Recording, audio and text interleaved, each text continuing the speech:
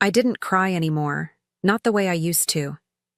Somewhere along the way, I learned how to hurt quietly, how to tuck my sadness into corners where no one could see it. The house stayed clean, the food warm, the routine polished. To everyone else, we looked like a perfectly normal couple. But Leonardo? He had this way of making me feel invisible while pretending I was adored. And when he strayed, again and again, he'd say things like, "You'll never find anyone better than me." Like that was supposed to comfort me. Sometimes I believed him. Or maybe I was just too tired to believe in anything else. I'd look in the mirror and barely recognize the woman staring back. She looked so capable, so put together, but inside I felt hollow. I told myself I was staying for the sake of our daughter, for the house, for stability. But the truth? I was scared. Scared of failing, scared of being alone, scared that maybe, just maybe, he was right, and I wasn't worth more. Then came that evening. I was picking up Maya's toys in the living room, lost in thought, when I felt her tug on my sleeve. Just a gentle touch, like she didn't want to interrupt. She looked up at me with those big brown eyes and asked, "Mommy, why are you always sad when you think no one's looking?" I swear my heart didn't just crack, it collapsed. That one question cut through every excuse I'd ever made.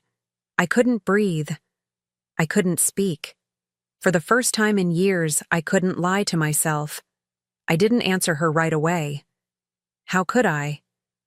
What do you say when your child sees through the armor you've spent years perfecting? I knelt beside her and held her face in my hands, trying to smile. But I saw it, the worry behind her innocence, the way her little fingers reached for mine like she was the one trying to comfort me. That's when I realized something terrifying. My sadness wasn't invisible. It was teaching her something I never meant to pass down.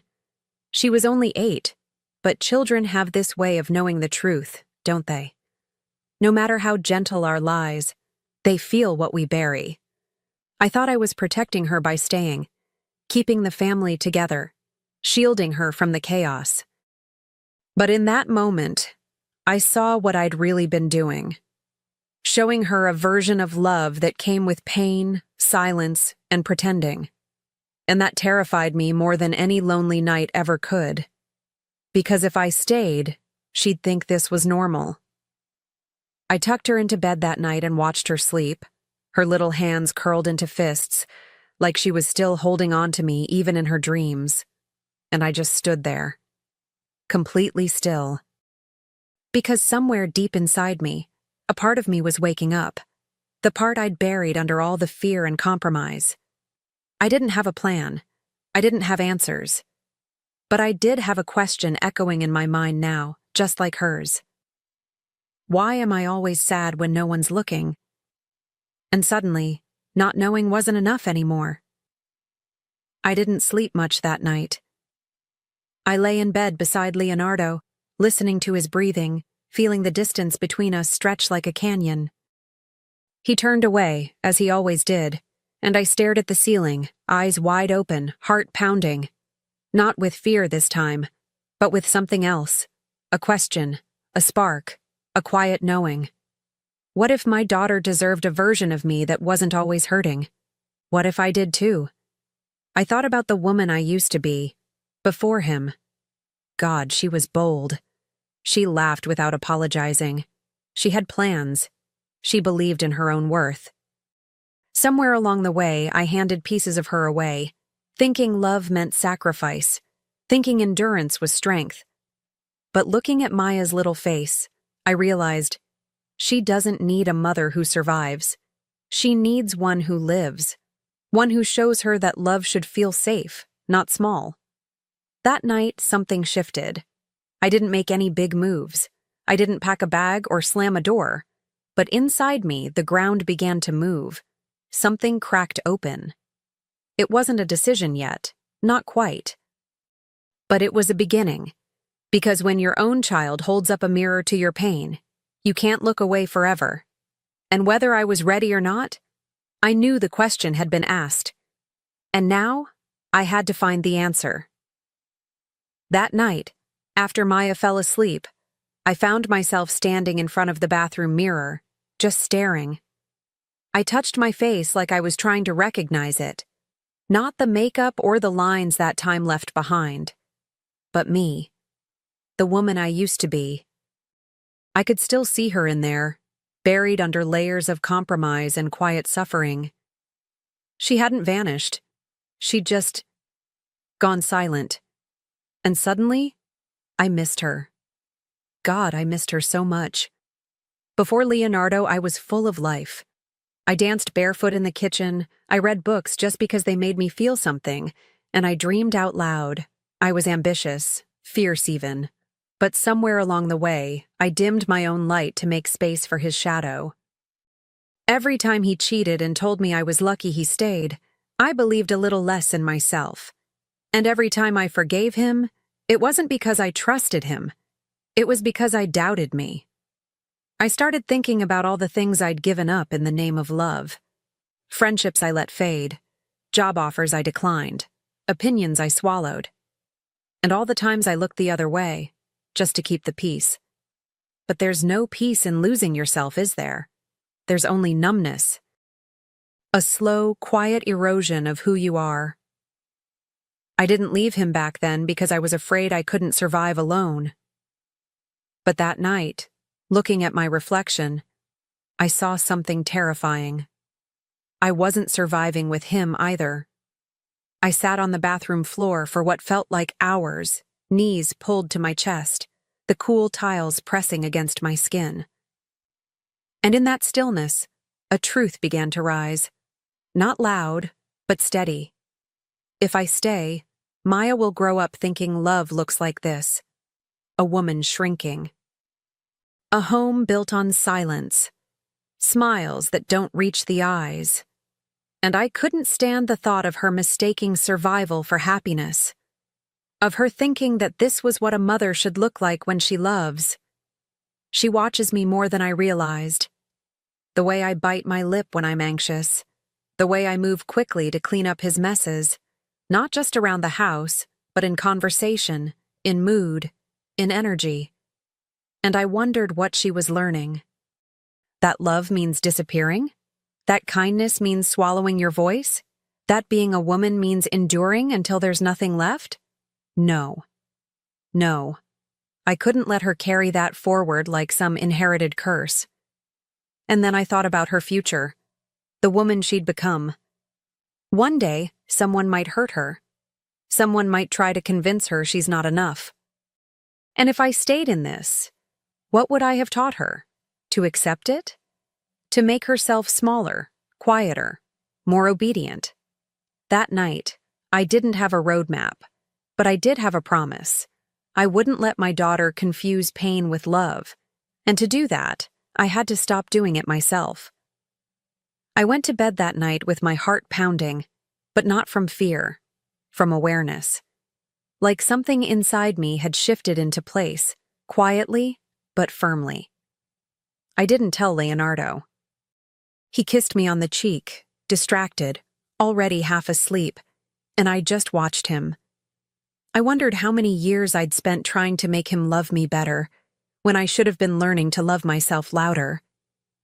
For the first time in a long while, I didn't reach for his hand. I pulled the blanket tighter around my own body. That small gesture felt like the beginning of something. And in the darkness, I started remembering the woman I used to be. Not in pain, but with a kind of reverence. Like I was unearthing a version of myself I had once loved deeply. The one who laughed at her own jokes, the one who didn't apologize for taking up space. She was still there, somewhere beneath the layers of guilt and doubt and silence. And I was going to find her again, piece by piece, no matter how long it took. Because I wanted Maya to know that strength doesn't always roar. Sometimes it whispers, "You deserve more." So I laid there, staring at the ceiling, no longer numb. I wasn't ready to leave yet, not physically. But emotionally, the first wall had cracked. And once that happens, you can't pretend it didn't. You can't unsee your own worth once it shows itself. Something inside me had been buried for so long, I'd forgotten how to feel it. But now that it was stirring again, I couldn't look away. Not for him. Not for fear. Not anymore. I started small. Nothing dramatic. Nothing loud. Just little things, like texting an old friend from college I hadn't spoken to in years. Her name popped into my mind while I was making coffee, and without overthinking, I hit send. It felt strange at first, like I was reaching across a canyon I wasn't sure I could cross. But when she replied, warm, surprised, genuinely happy to hear from me, something flickered inside. I hadn't realized how much I missed being seen, just for who I was. Then came the resume. God, I stared at that blank document for hours, unsure of where to begin. It had been so long since I even thought about my own career, my own goals. But I opened my laptop anyway, fingers trembling slightly, and typed my name. Just that, Carla Mendez. And there it was, a beginning, a reminder that I wasn't just a wife or a mother or someone constantly trying to manage another person's chaos. I was still a woman with skills, with ambition, with value. I found a therapist online one afternoon while Leonardo was at work. My palms were sweating just making the call. I wasn't sure what I was even going to say. But when the receptionist answered, I heard myself ask for an appointment. Just like that. And after I hung up, I cried. Not from fear this time, but from a strange kind of relief. Like I was finally letting someone help me hold what I'd been carrying alone for so long. Quiet steps, yes. But every one of them felt like a crack of light through a locked door. I became meticulous, almost methodical, not out of paranoia, but out of purpose. I started keeping a folder, locked and hidden, filled with screenshots, emails, credit card statements. Every late-night message Leonardo thought I'd never see. Every hotel receipt he didn't bother hiding. I wasn't doing it for revenge. I was doing it for clarity. For the day I would need to look at the truth without flinching. The day I'd stop gaslighting myself into believing things weren't as bad as they felt. Each time I printed another page, I felt a strange mix of grief and strength. Grief for the years I'd given to a man who never really chose me. Strength because I was finally choosing myself. I found a lawyer through a woman in my therapy group. Quiet, brilliant, direct. She didn't look at me with pity. She looked at me like someone who had done this before, many times, and lived to tell. And in that first meeting when she said, "Whenever you're ready," I knew. I was getting close. At night, I read to Maya with more intention. Stories about brave girls and kind hearts, about finding your voice and standing your ground. And I watched her, how she leaned into me, how she laughed at the funny parts, how her breathing slowed when I whispered the last line.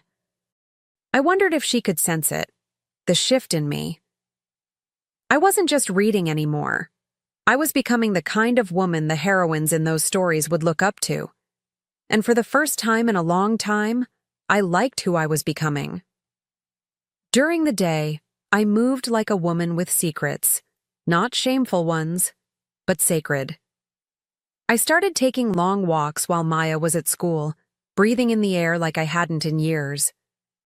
I noticed things again, the rustle of trees, the smell of jasmine near the corner cafe, the way my shoulders finally sat a little lower, like the weight was beginning to lift. I wasn't free yet, but I was waking up to the idea that freedom was possible. That maybe I didn't have to ask for it. I could claim it. Leonardo hadn't noticed. Not really. He was too distracted, too used to my silence to realize it had started to carry a different tone. I no longer asked where he was going. I no longer flinched when he came home late. My power wasn't loud or confrontational. It was calm. And in that calm, I began to feel dangerous, in the best way. I was building something, slowly and carefully, like a woman preparing for a storm, But this time, not to survive it. To end it. The pieces were falling into place. I had support. I had proof. I had a plan. But more than that, I had something I hadn't felt in years. Resolve. The quiet kind. The kind that doesn't need to shout to be heard. And while Leonardo made his usual plans for their upcoming anniversary, I was making mine too. Except mine didn't involve pretending. Mine involved truth. And this time, I wouldn't be the one caught off guard. The morning of our anniversary felt still. Not peaceful, not quite, but intentional. I woke up before the sun, made coffee the way I like it, and watched the steam rise as I sat in silence. Leonardo was still asleep. His face looked soft, almost innocent, like he wasn't the man who had made me question my worth for over a decade. But I wasn't fooled anymore. That version of me, the one who needed his approval to feel enough, she didn't live here anymore. I dressed with care, not to impress him, but to remind myself of who I'd become. A fitted black blouse, dark jeans, my wedding ring left sitting on the dresser. He noticed, of course. Said I looked nice in that offhanded way he had. I nodded and smiled, saying thank you without letting the compliment settle.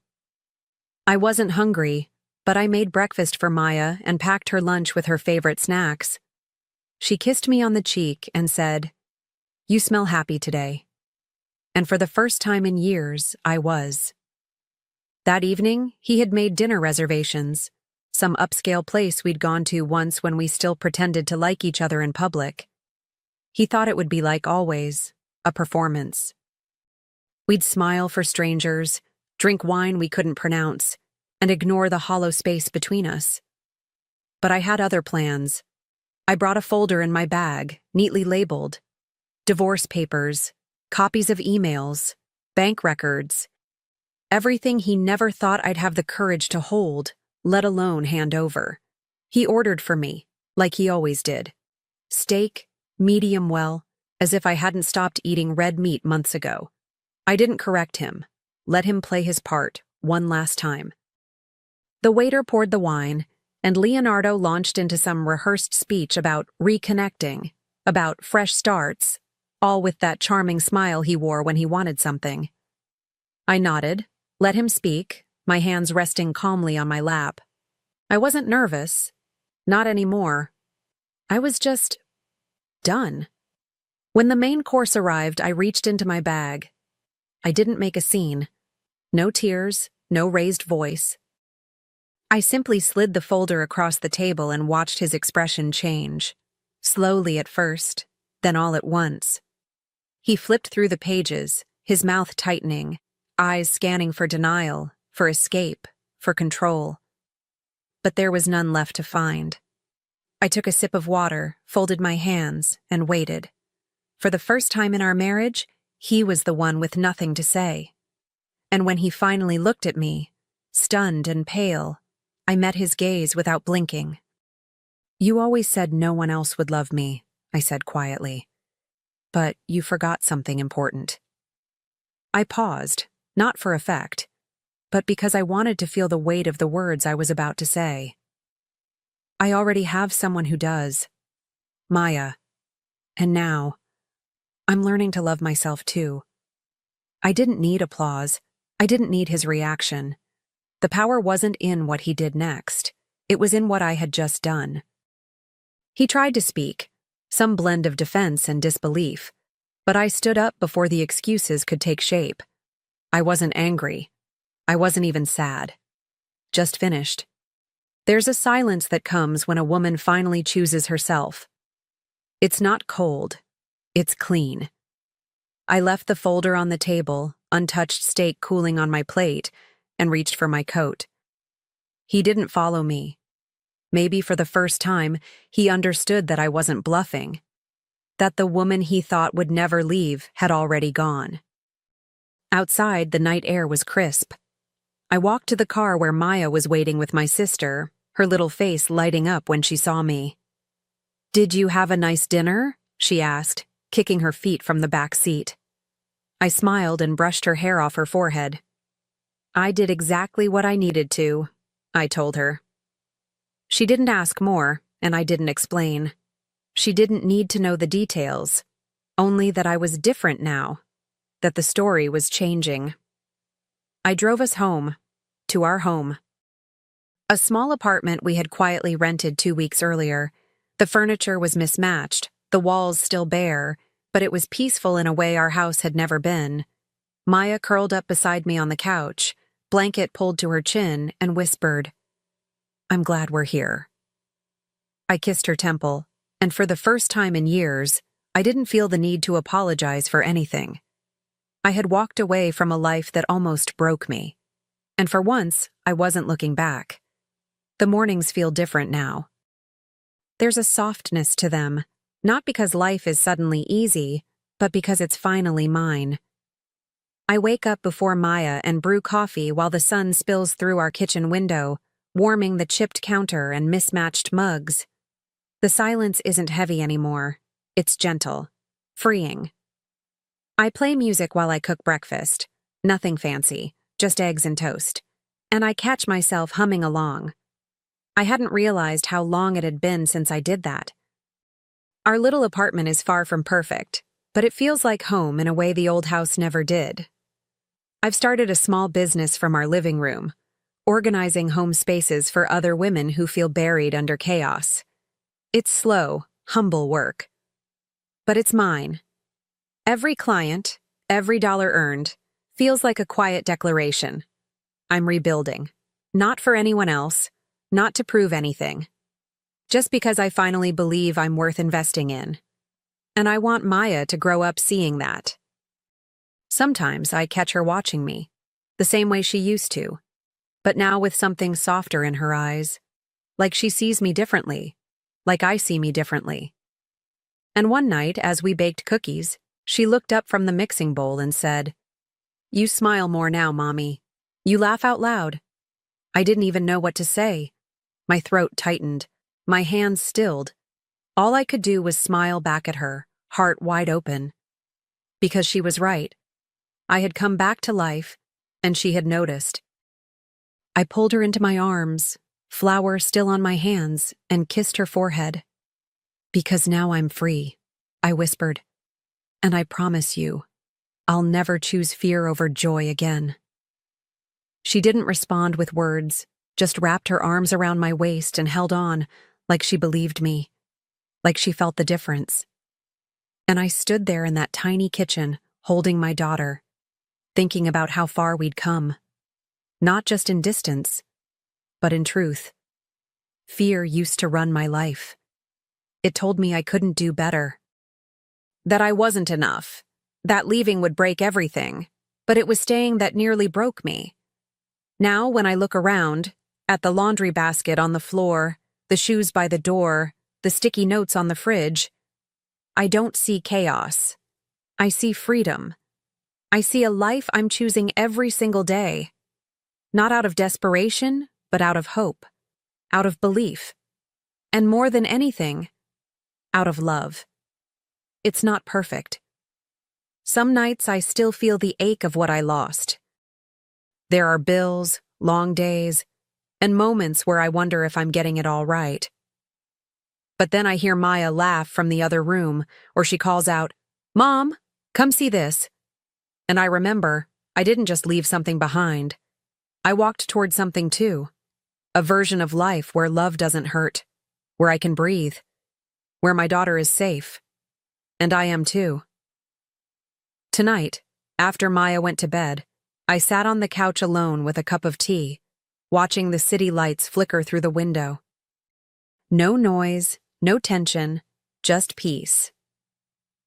I scrolled through the photos on my phone, landing on the one I took earlier. Me and Maya in the kitchen, covered in flour, mid-laugh, both of us looking completely alive. I stared at it for a moment, then opened a message to my lawyer, attached the photo, typed one simple line beneath it. This is what winning looks like, and it is. Not the kind of winning that comes with applause or spotlights, but the quiet, defiant kind, where you reclaim your voice, your name, your joy. where you stop surviving and start living, where you become the kind of mother, woman, and soul that your younger self would be proud of. I didn't get here overnight. It took pain. It took reckoning. It took a question from an 8-year-old that shattered my world and saved me. I still don't know what the future holds, but I know this. I will never again trade myself for the illusion of love. I will never again stay where I'm not seen, and I will raise my daughter to believe in joy, not fear, in strength, not silence. What stayed in the end wasn't pain or bitterness. It was love. Real love. The kind that holds your hand in the dark and says, "We're okay now." And finally, we are.